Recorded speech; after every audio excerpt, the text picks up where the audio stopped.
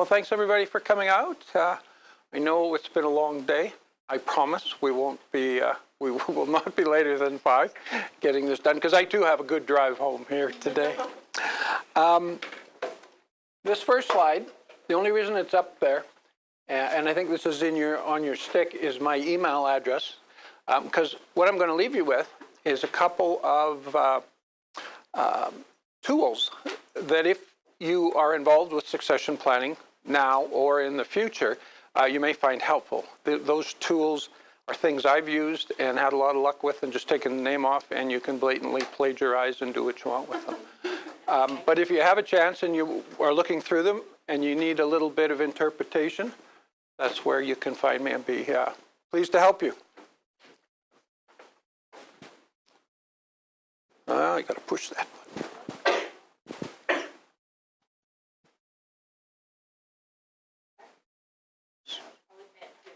Okay. All right. So, just to start out, who am I? I'm Doug Halloway. I've kind of been around the HR world in Edmonton for my entire career, about 40 years. Worked in oil and gas, telecom, not-for-profit, quite a few different places, and have had the chance to work with succession planning in a couple of bigger operations. So have a little bit of an idea about sort of how to make something like that fairly simple, if it's something that, that you need to get involved in. Is anybody working with succession plans now? No? Does anybody think they're actually going to be working with them soon? Good, good. I think it's something that's pretty important as we have all the old people like me starting to retire. And we need to know where our talent flow is coming from. So from what little bit that I've heard, oh, you already advanced one. That's okay. No, that was just who am I? Who are you? I already figured out most of you are not for profit, right? How many people have more than 10 employees? Okay, good. The rest of you, 5, 6, and it does become a bit of a challenge on succession planning when there's just you and your partner. But we'll talk a little bit about that. There's still some things you can do to get ready if somebody does leave the organization. So why are we here? Why is succession planning important? I just kind of alluded to that a little bit. People are leaving the workforce. There's a number of reasons for that. And we'll get into that a little bit more in a couple of minutes. So what I want to cover today really is how one would get started with a program if you needed to get started. Where do you even begin? What are the steps in an effective program? And you'll find the steps are broken down. It's really quite simple. You just work through the steps on the circle and you get there. The hard part really is kind of at the front end and the back end. As I mentioned, I want to give you, well, no, I guess I won't be giving you any practice exercises. They're not in the package that I was hoping was going to be here today. They got missed somehow. We'll talk about them though, and we'll maybe just do them on a piece of paper. And then, as I did mention, provide some sample tools that you might be able to take home and use down the road, if not in the jobs you're in at some point. And it's always great to save all that HRE kind of stuff, because somewhere down the road you'll find it useful. Okay, so we know that succession planning is important because Dilbert thinks it's important.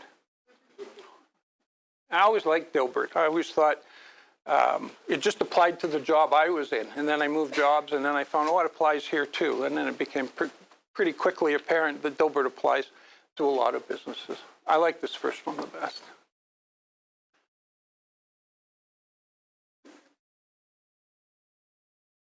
Anyway, some experiences that some of you might be able to relate to. Okay, next slide.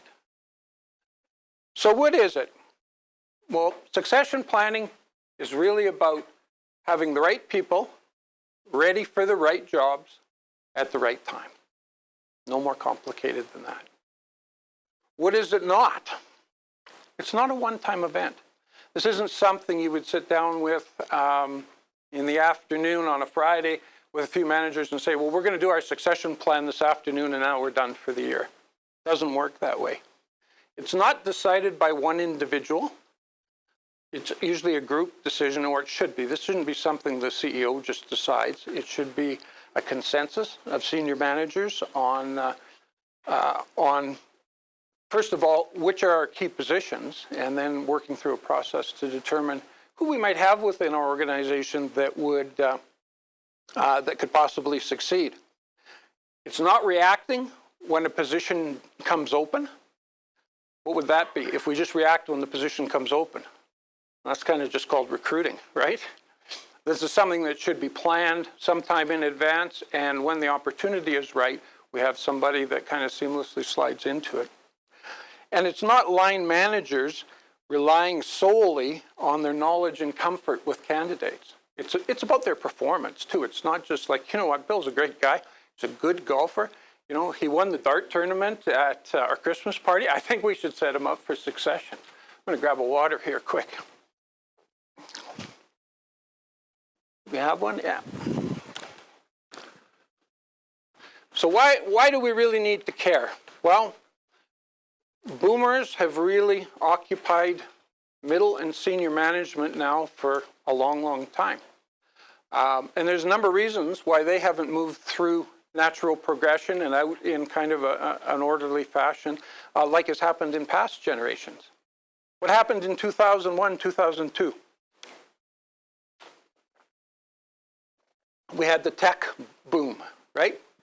All the old people like me, all their money tied up in pensions and stuff, in investments, tanked. We started coming out of that. Things were starting to look good. What happened in 2008? Financial disaster, right? We're all losing a pile more money. Okay, now we got to keep working longer. So now we come up to about 2017, 2018. Economy's strong. Everything's good. Good. Time for us all to go. We're going to start going en masse. And it's going to be a tough road for organizations to continue to find good people to fill those gaps. But all is not lost. There is hope. Let me just read you something, an article I picked up just before Christmas that kind of summarizes some of this. A survey released by the Business Development Bank of Canada indicated labor force growth is projected to shrink to nearly zero over the next decade. And most firms are taking steps such as offering more flexible working arrangements and relying on older staff to ensure that they can find qualified employees. Something to be thinking about. Make arrangements for your old and gray to start mentoring your young and bright, because they're going to be leaving. And you may want to even keep them after retirement. You may want to put them on part-time. That's what I'm doing, just to help bring some of these people along. Smaller centers will be at increasing economic disadvantage if they don't focus on retaining and developing young people and attracting residents, because of the newcomers who will make up much of Canada's population growth overwhelmingly settle in urban areas. So for you in Hinton, anybody in a smaller community, most of new immigration is going to go to Edmonton that comes to Alberta. You're going to have to find ways of attracting them out to the smaller centers. And then there's another little wrinkle in all of this. More than 1/4 of 1,400 business leaders contacted last summer on an online survey said the digital economy has already changed the way they operate, and about 1/3 have embraced digital technologies that boosted revenue growth and cut costs. So some companies are realizing that they're going to have an ongoing people problem, and they've got to find other solutions, which is trying to modernize and automate more and more things. All right, so what happens if we don't? Obviously, it's going to seriously impede our growth and our corporate stability. Only 1% of their companies rate themselves as having good succession plans. 2/3 rate them as worse, or rate them as fair or worse. So you guys not having succession plans in a lot of your companies, well, you're not alone. Most people don't. And you've got the problem with technology always changing. So the skills and abilities that your key people have now that make them key to your organization might not be all the same skills and abilities that that job might require 5 to 10 years from now. So another complicating factor. So one of the things I wanted to do was move to an exercise just to kind of get your head thinking a little bit around these kinds of concepts.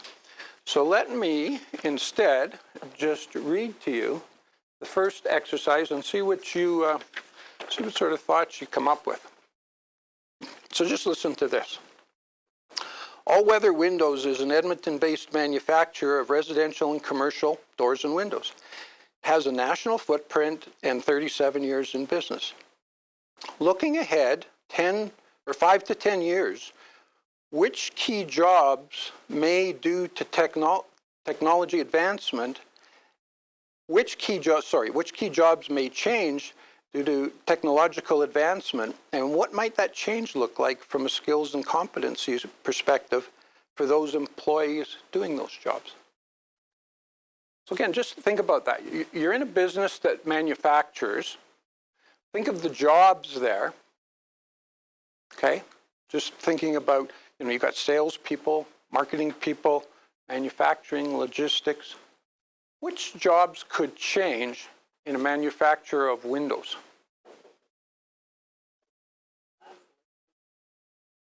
Okay, so packaging, perhaps, but automation's the key. What does that mean for skills? Well, less people, but you've also got to have skilled operators, right? People to fix the machines. What other jobs? What about business development, the sales end of it? Your product's probably going to improve. It's going to change.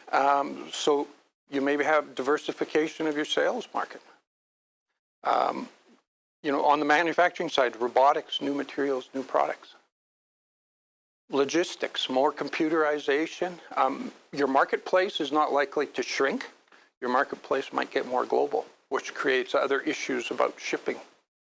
Okay, so all these changes are things we have to keep thinking about as we think about succession planning and what we're going to need in the future for jobs that we've determined as key to our organization. All right, then we were going to go to exercise 2. I'm making it easy for you guys. Think about your current role and what are some of the key behaviors, technical knowledge, skills and competencies that you have. Just take a minute and just write it down somewhere. Some of the things that you have that make you successful in your job. And once you've done that, think about what does success look like in your role 5 to 7 years from now? Knowing what you know about how you do things, knowing what you know about changes in your industry. Does your job change? It won't necessarily change. I'm not suggesting it absolutely has to change, but maybe 1 or 2 aspects of your job you can imagine the person doing that role or a similar role 5 to 7 years from now might be different.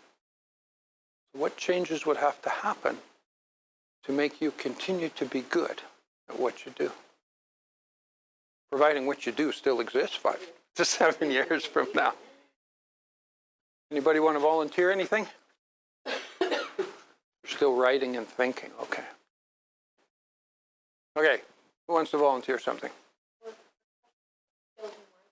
Yeah, the kinds of things that you possess that make you good at your role. And then what of those things might change in the future or you could possibly foresee changing?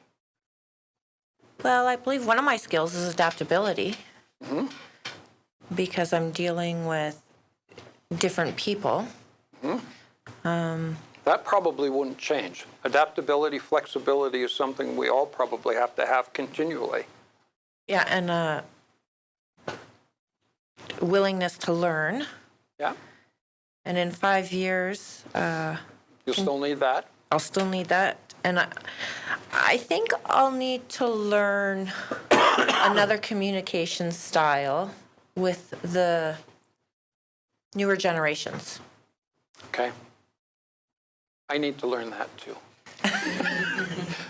So maybe become more social media savvy, or whatever the next platform is that comes out that the kids embrace. Yeah, that's very good. A very good point. And we know that stuff just keeps coming out, right?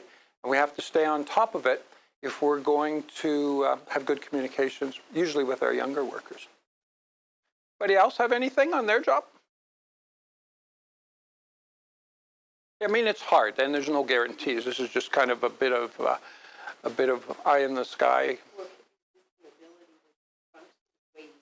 5 or 10 years ago might not be if you're 65. There's energy issues. Yeah. And but it is important that we all go into these, whatever we do now, we've got to be open-minded, and we've got to understand that the only thing that's really constant is going to be change. So although sometimes it's hard to predict how our roles will change, we can be pretty sure they're going to change. That we're just not sure, just in what way. Okay, that's sort of the warmer-upper. This next slide, and is really the key slide to this whole succession planning thing. So if there's one thing you take away, it's this slide. Now you have a copy of this slide, mostly because at the last presentation it didn't show up very well on the board, and people said it's too small. And this is quite a bit of an improvement, but I think it's easier if you have actually a copy in front of you, and you can write on it as we go through. And I think there's a copy of that in your on the thumb drive as well. Yeah. Okay. So really building an effective succession plan really all starts with the company's strategic business plan. And I know Daryl talked a little bit about that. How many of you are aware of your company's strategic plan? Okay, and those of you that aren't aware of it, do you know if it happens? It probably does, even if you don't know that it happens. It's something businesses have to do in one form or another every 1 to 5 years, just so they know what direction they're going, and their boards probably demand them to do that. A subsection of the strategic business plan in a bigger company anyway would be the workforce plan, and that would be the HR part of it. The HR part is, what are we going to do in HR that helps supports our business direction? Call that the workforce plan. And that's really where, if you were to build a succession plan, where you start introducing the concept of it as part of HR's effort to support the business direction. All right, and there's a couple of things that probably are crucial at this point. And if the senior team has a will for this, and sometimes the senior team will have a will for this because the board tells them to have a will for this. The board wants to see this stuff, so therefore we will do it. But there's a large time and money commitment, and we know how those things go. Good in good times, always good at the start of a new initiative. We're all excited, but we need to have sustainability. So if you, as leaders, were to try and introduce a plan to your senior leadership, the one thing that you would want to ensure is, yeah, they buy into the concept of ensuring that we've got people coming up in the organization to fill key roles, but that it's a long-term commitment. Remember I said we don't do succession planning on a Friday afternoon and say we're good for the year. It's a multi-year process, and it does take commitment. So it's very important we get that, because we all know the first thing that comes off the rails when times get tough are things that cost money, and things that are in parts of the business that are non-revenue generating. HR, finance, IT. The cost centers always take the hits, right? So we need to make sure that those things are in place. And it's really about creating bench strength. Most of your senior leaders follow hockey. They know the others don't have any bench strength. We want to have bench strength on our team. We want to make sure it's sustainable and we have the right people when the key opportunities become vacant. Okay, that's step number one. Step number two is really identifying the key positions. So these are the positions that are really integral to the operation. We tend to think of them often as just the C-suite positions, right? The CEO, the CIO, the COO, the CFO, the top dogs. are key positions, and we would want to do succession planning around a couple of them or maybe 3 of them. But it's not always the case. What we really should be thinking about is what are the jobs that are integral to the operation. So we can have people doing other jobs at lower levels, but if they got hit by a bus tomorrow, it wouldn't take long before revenues start to fall off. Things get very confusing very fast, and we're not in a good place. So that's really the point to make, is it's not always just our most senior people. People you would want to consider, other than C-suite, single incumbents. There's one person in the company that's maybe developed our proprietary software. He designed it, he oversees the build of it, he runs it, he maintains it, he fixes it. Nobody else knows what he does in his cubicle because it all works and we're happy. But nobody else knows how it works. What happens if he disappears? Something goes wrong and now the whole business grinds to a halt. Specialized knowledge. So this is if you've got a business that's fairly complicated, and the skills are learned over a period of time. And there's no easy way to just send somebody off to our company university, where in 2 weeks they come back with all this knowledge. This knowledge was acquired over many years. It's not widely shared in the company, and it can be devastating if that knowledge goes away. Another one are people that have really hot skills right now, in-demand skills. And those change all the time. You always know if you have somebody with a hot skill because they're the one that's always banging on their boss's door saying, I need more money. You know why I need more money? Because my buddy, he works down the street and he does what I do and he's making twice what I do, what I make. You want to give me more money now? Or do you want to see what I might do? That's the kind of situation you can be in. So these are people at risk of attrition, people that could be scooped up by others, taken away, and put you in a bit of a bind. And then the good old-timers like me, retirement vulnerable people. People that you know are going to possibly leave. And they may or may not be a key position. You have to determine that. Just because they're old and they're senior doesn't necessarily mean that the company grinds to a halt if they leave. In fact, it might be just the opposite. Let's just kick them out now. The sooner he goes, the better. We're looking at all of our key positions, and every company is going to be different determining those key positions. Okay. One of the things, I just want to make a note or a point of this, we'll get into what do we do to kind of mitigate our risk for our key positions, but everybody's position is important in the organization, and that's kind of the thing about professional development planning that we do, part of the yearly evaluation and the objective setting. Part of that is developing everybody's skills and bringing development opportunities for everybody in the company. So in a sense, we're doing mini succession planning, or at least theoretically we should be, with everybody in the company every year as we build out their professional development plan and give them the opportunity to acquire new skills. Okay, moving on. Step number 3, timelines and needs capability. So the first thing on the timelines, let's just, for example, because the exercises were based on 3 people, let's say we identify 3 people as key people in the organization occupying key positions that we want to develop some kind of succession for. First thing we want to look at, once we know who those people are, is how long they're going to be around. I know, it's a crapshoot. We don't really know, but we try and make an assessment. If we've got one of those people in a key position and he's been talking about retiring in March of 2008, since March of 2002, probably he's going to retire in March of 2018. Sorry, I said 8 before, but I meant 2018. So we need something quick, okay? That would be an immediate. A short term might be 1 to 2 years. We have reason to believe that they might go in 1 to 2 years.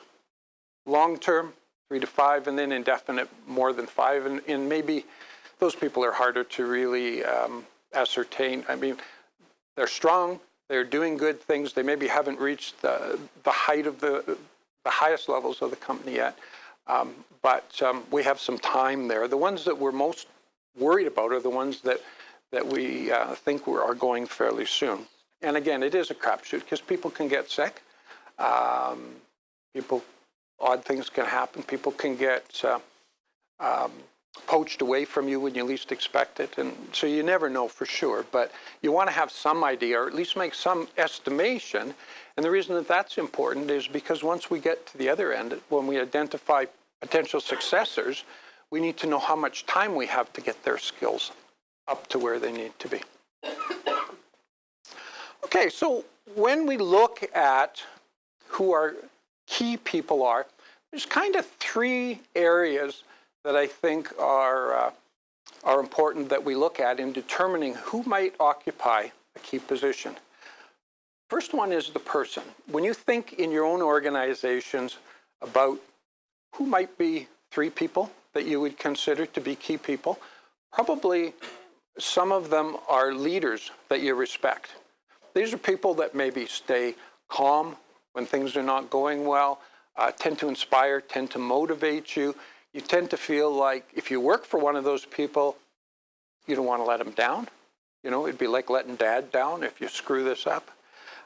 So people, the personal traits sometimes are a big factor in determining that this is a key person to the organization because of the stability and calm they bring to the organization, and people just like being there because of them.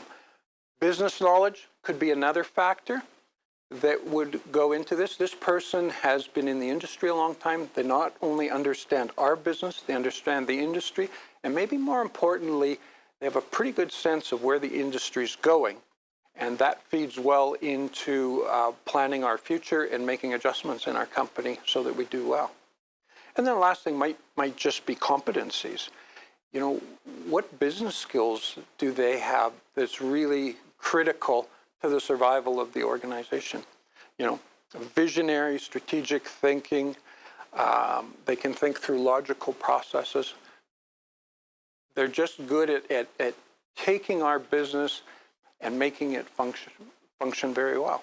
So just to give you an idea of some of the things that might go into helping determine who those key people are. Okay, so we have the timelines. We've talked about kind of the who the people are and what sorts of attributes they have that make them key people. The next thing we want to do is look at our potential internal successors. And we'll talk about this external recruitment sort of at the end. This would be if, oops. No? Oh, look, you can just touch the screen. Oh, that's right, yes. Can you? Oh, I didn't know that. Wait. Does it go back? Yeah. Oh, I didn't do it.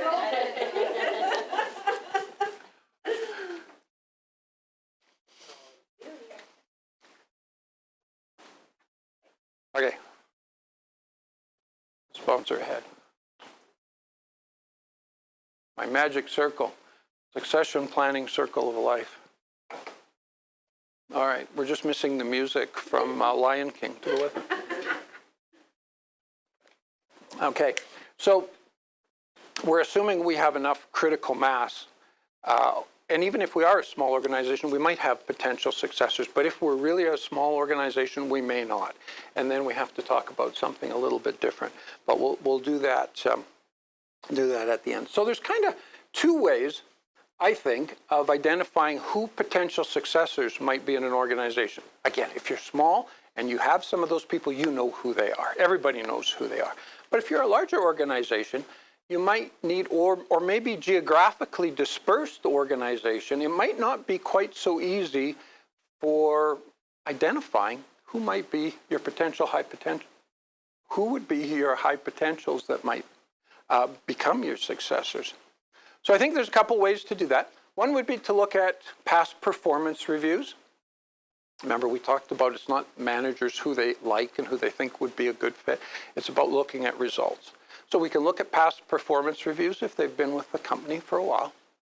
Or we can use a tool that I really like using, and I think it can be used for more things than just succession planning. And it's one of the tools that's in your, on your thumb drive called the Leadership Development Model.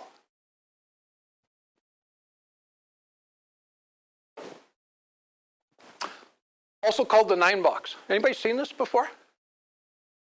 Nobody? Okay. This is a really cool tool, and it's cool, like I say, for a couple of different reasons. We have 2 axes. Bottom axis is performance. Vertical axis is potential. Every manager is going to go through an exercise, a little bit more complicated box like this that I'm going to talk about in a minute, and it's going to help them formulate. It's going to force them to think about every employee that they have and where they might fit on the 9 boxes. So just to give you a sense of how this works, box 9, excellent performer, unlikely to develop further. That sound like a good person or a bad person?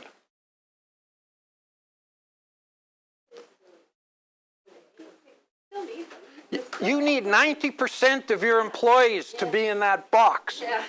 These are what's called your gems. These are the people that do a wonderful job for your customers. They love doing it, and they don't want to do anything else. They're happy where they are. And goodness sakes, if we could have 90% of our employees in that box, it would be great. So although it's box 9, it's an important, good box. High performance, but low potential. They like where they are. We just want more of those people. On the other end, box 7, weak performer, unlikely to improve. What do we do with them? They're people that fall in that box probably need an opportunity to have a performance improvement plan developed, but if they don't show improvement fairly quickly, gone.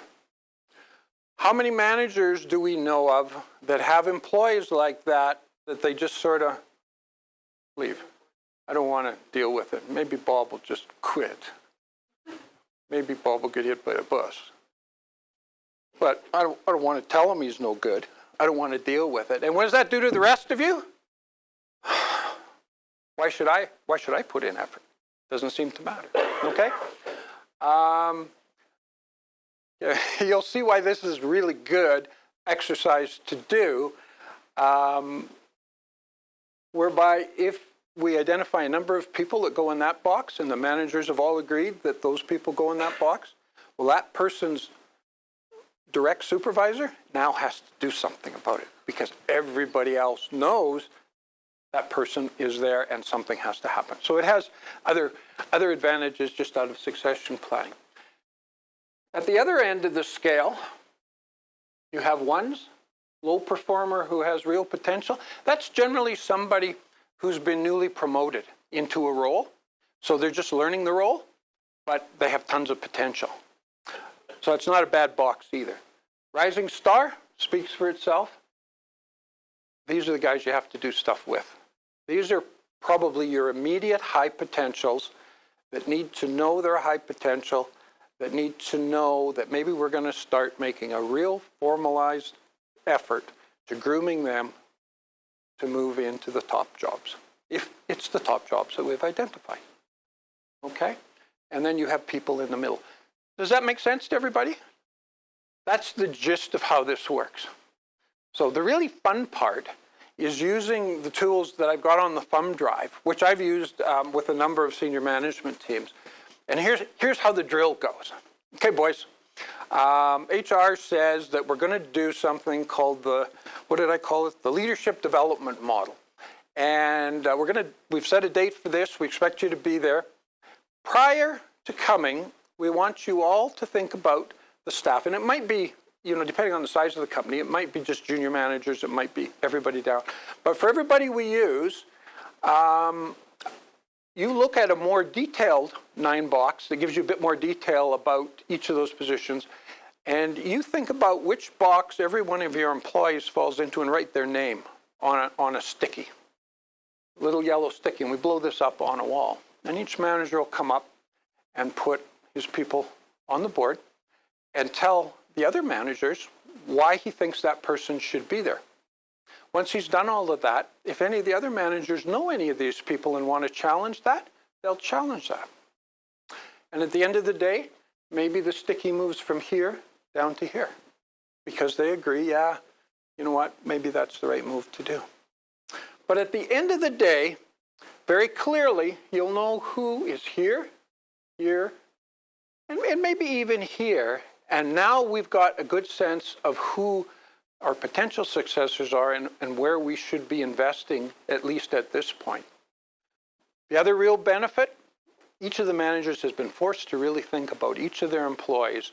And now based on where they fit, they need to develop or they need to build a development plan for that individual to try and move them along.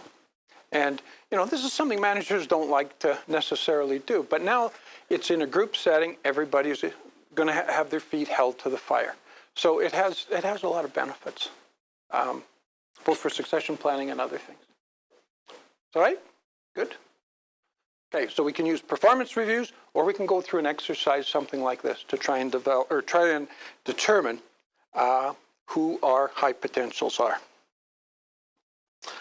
All right, let's go back to slide 6 if we can.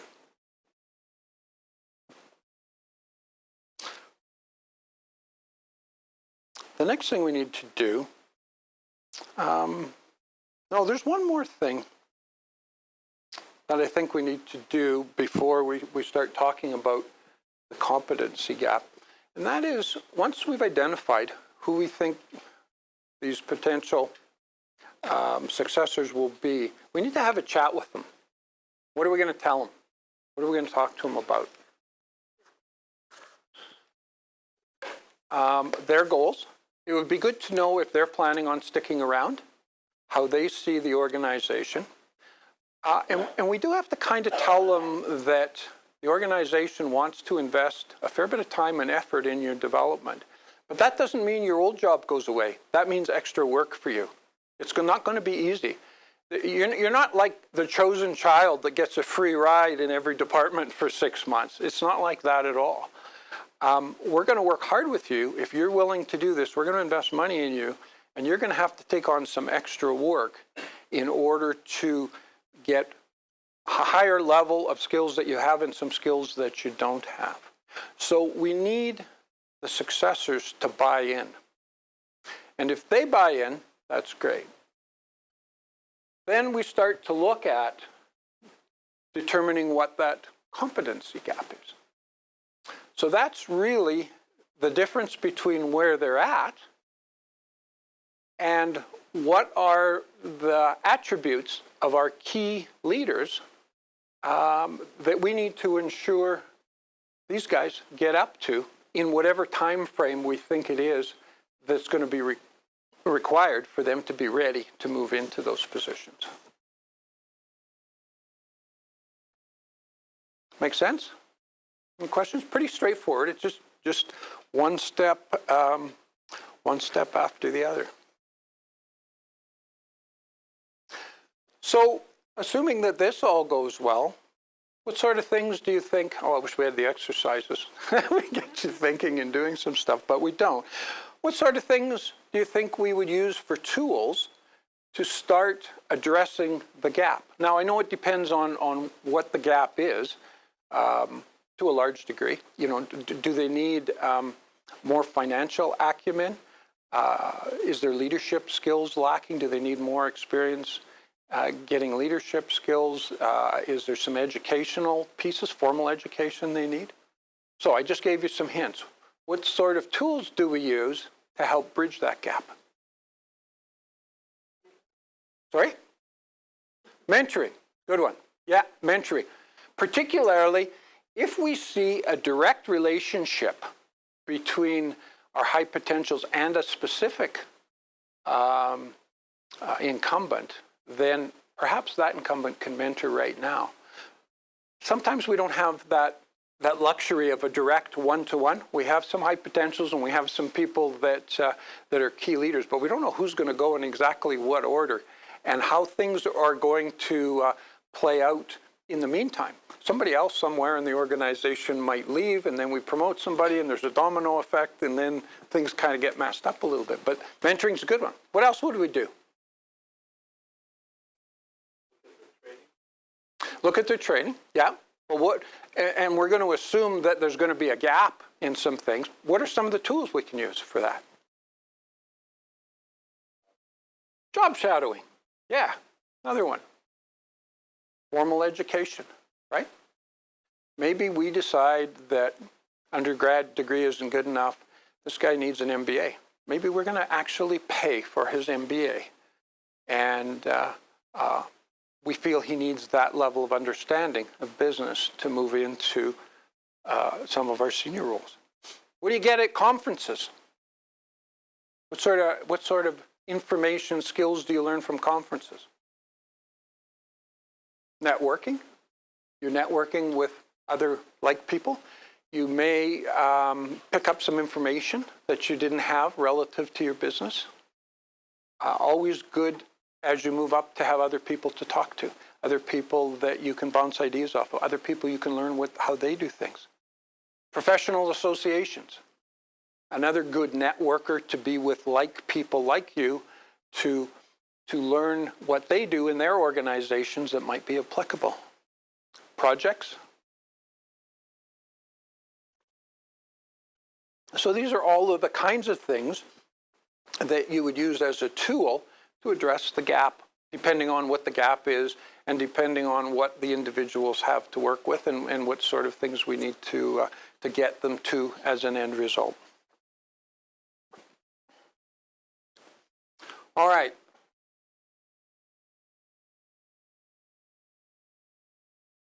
So we've got a development plan. Sorry, we've got some ideas of what a development plan might look like. There's another tool, again on your thumb drive, that I've used successfully with high potentials. And it's kind of a training tool, and it's kind of set up like a bit of a contract where they sign off, their hiring manager signs off, and it kind of sets a feeling of, okay, we're going to invest in you, but we expect you to carry out the things that you've agreed to carry out as part of the assessment of the gap.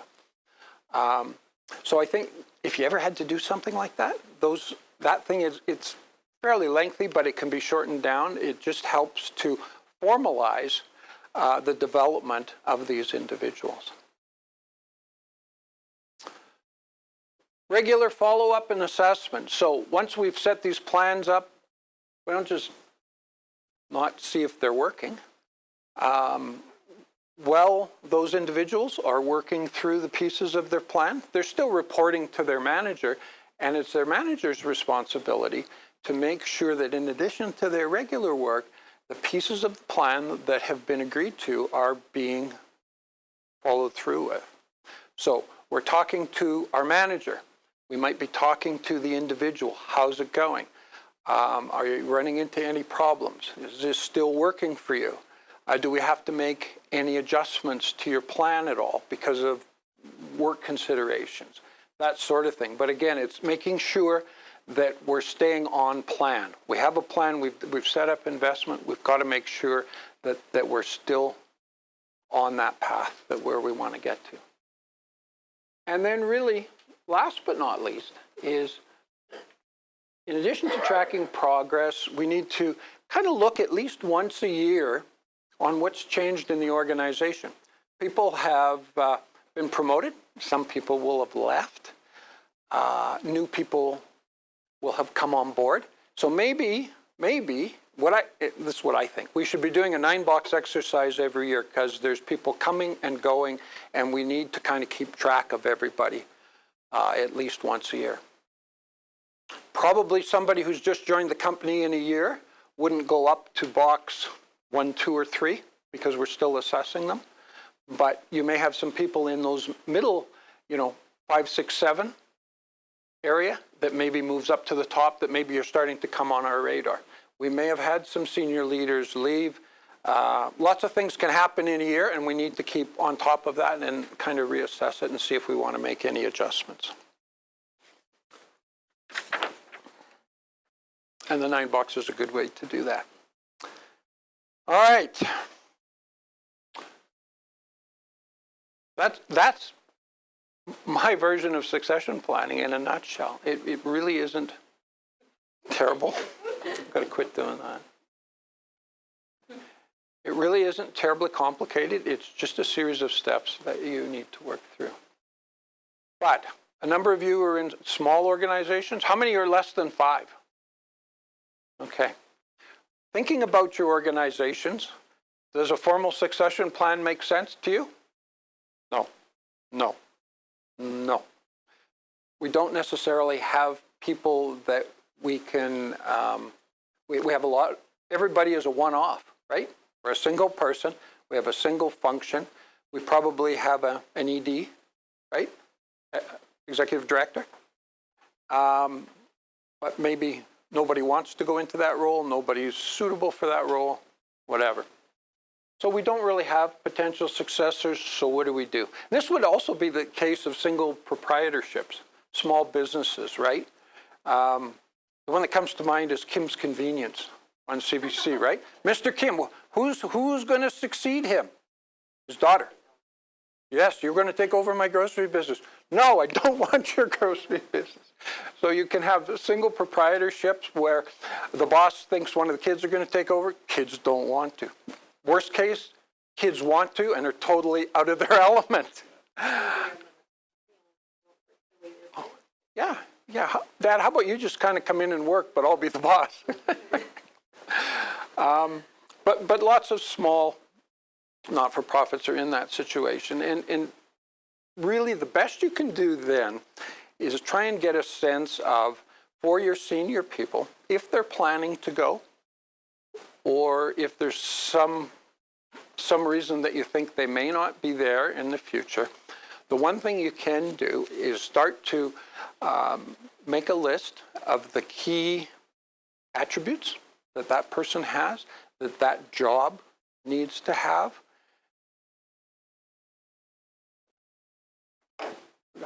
To do. Yeah, that's just a funny slide. You can read that while we're talking. About the attributes for that position, and maybe then start talking to a third-party headhunter and talk to them about, look, we're going to be looking for a person with these kind of attributes in the next little while. Can you keep an eye open? If you run into somebody, let us know, and we'll see about the timing. This is the other worst case, when dad wants the kid to come on board and they get a flash orientation and they're going to take over the company, and everybody else in the company says, oh my God, we're going to die. However, those situations can happen. And then again, just like with the external recruiter, maybe you have to look at little Sonny Boy and say, okay, I guess you get your dad's job, but let's talk about some things that maybe we can work on for your development right now before you're in that job. And hopefully Dad and Sonny Boy agree.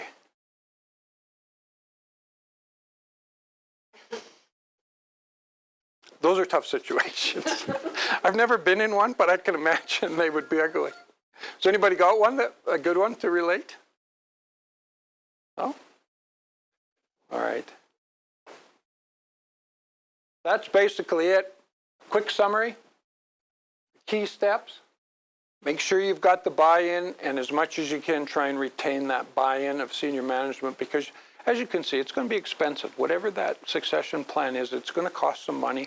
Take some fortitude and perseverance to build the plan and to carry out, execute the plan through to completion. Careful thoughts on key positions. Everybody's not in a key position. You can't boil the ocean here. You have to pick two or three thing, 2 or 3 positions that you think we should be starting to look at what replacement needs are and how we're going to go about getting it. Important to think about who can and wants to be developed, because we may run across something where we have a high potential who, I don't want to take on the extra work. I can't take on the extra work. I've got other commitments. Not now. I appreciate that you think highly of me, but not now. I can't do this right now. So they got to be bought into it. Address the skill gap through careful planning, monitor and evaluate regularly that the plan's going well, and then annually review with senior management to ensure continued support. Questions? Oh, you would have liked it with the exercises. Would have made you work. But the exercises would have just got you thinking about the things we talked about, and just, you would either have 2 or 3 people in your organization and you'd put their names down and you would actually work through, or you'd have some of your imaginary friends. You would just write them. Lisa? Yeah.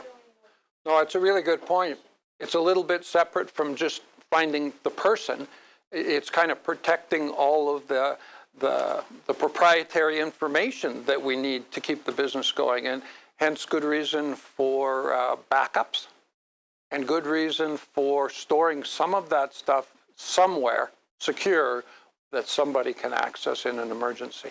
You know, the one point that comes to mind is somebody leaves an organization and you don't have IT right at your fingertips, but you need an administrator to come in and unlock the computer, the phone, everything else, because we don't even know what's there. Probably the most vulnerable position is a salesperson, right? They've got all the contacts, they've got deals in the works, and they just walk away, and well, they don't walk away, they're in the hospital probably, but you know, nobody knows where they're at. So yeah, that's a good point, just making sure that the data is backed up somewhere where other people can access it. Any other thoughts on this? Does it make sense? I know it may not be part of your world right now, but hopefully the thumb drive stuff and my circle of succession plan life will be something you can refer back to and say, oh yeah, okay, these are the steps we've got to work through. I can help organize it and get the people together that provide the data, and we work through each step. The 9-box is cool. The 9-box, you know, managers aren't very good at really doing the stuff that Daryl talked about, doing the reviews, thinking really hard and long about where does my individuals fit in the big scheme of things, and developing professional development based on where they're at and where I think they can be with a little bit of development. It just helps sort of structure that thinking. And then when you do it with a group of managers, it's really tough for them to say a year later, yeah, we never got around to doing that plan. Well, what do you mean? We talked about all of you guys. Last time I did this, the president wanted to know quarterly, what's going on? What's going on? Who's not doing what they said they were supposed to do? I'll deal with them. So can be pretty powerful stuff in actually getting things done that we promised that sometimes we just don't get done. Okay, thank you very much.